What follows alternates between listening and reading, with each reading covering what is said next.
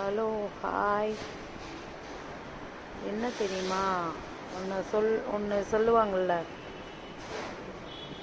ஓட ஓட விரட்டுவாங்க, விலகி போனால் நெருங்கி வரும், நெருங்கி போனால் விலகி போகும் அப்படின்னெல்லாம் ஒரு டைலாக் இருக்குது.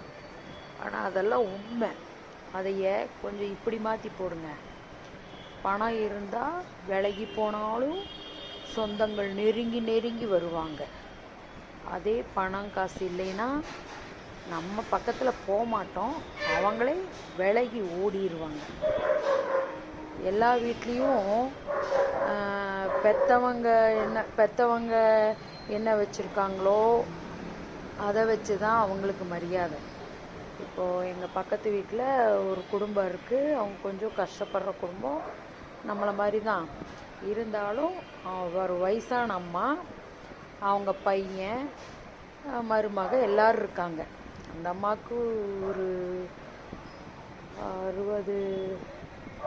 55-60 வயசு இருக்கும். ஆனால் அந்த அம்மா என்ன வேலைக்கு போவாங்க? அதனால் வேலைக்கு போக முடியாது. அவங்க பையன் கூலி வேலைக்கு போகிறவன். அவங்க பையன் சொல்கிறான்,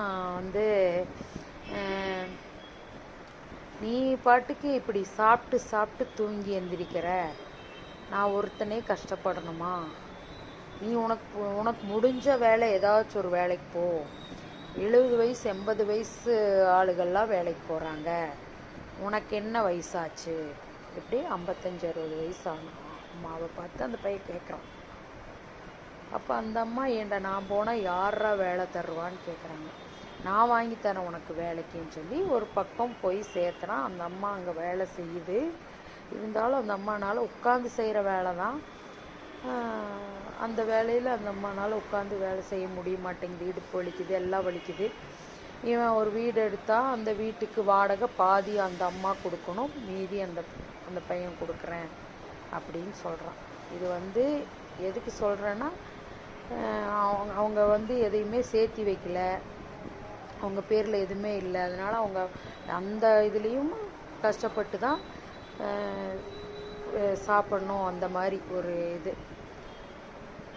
அப்படி இருக்குது. அதே அந்த பையன் அந்த அம்மாவை பார்த்துக்கணும் அப்படின்னா, அந்த அம்மாவோட அக்கௌண்ட்டில் பணம் இருந்துச்சு, இல்லை அதோட பேரில் ஏதாச்சும் ஒரு வீடு இருந்துச்சுன்னா நடிக்கவாது செய்வாங்க, பாசம் இருக்கிற மாதிரி. ஆனால் இதே இன்னொரு வீட்டில் 2 பிள்ளைங்க இருக்காங்க. அந்த பிள்ளைகளோட அம்மா எப்படிங்கிறத நான் அடுத்த வீடியோவில் சொல்கிறேன்.